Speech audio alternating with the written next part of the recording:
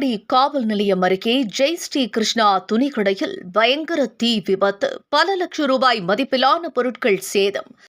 சென்னை புறநகர் பகுதியான ஆவடி நேரு பஜார் பகுதியில் செயல்பட்டு வந்த ஜெய் ஸ்ரீ கிருஷ்ணா தனியார் துணிக்கடையில் இன்று மாலை மின்சார பெட்டி வெடித்து பயங்கர தீ விபத்து ஏற்பட்டுள்ளது.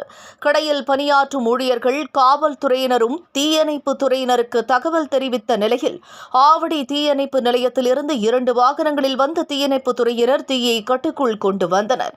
தகவல் அறிந்து ஆவடி சட்டமன்ற உறுப்பினர் ரமேஷ் அவர்கள் நேரில் ஆய்வு செய்து விசாரணை மேற்கொண்டு வருகிறார். பிரதான சாலையில் மாலை நேரம் ஏற்பட்ட தீ விபத்தால் பரபரப்பு நிலவுகிறது.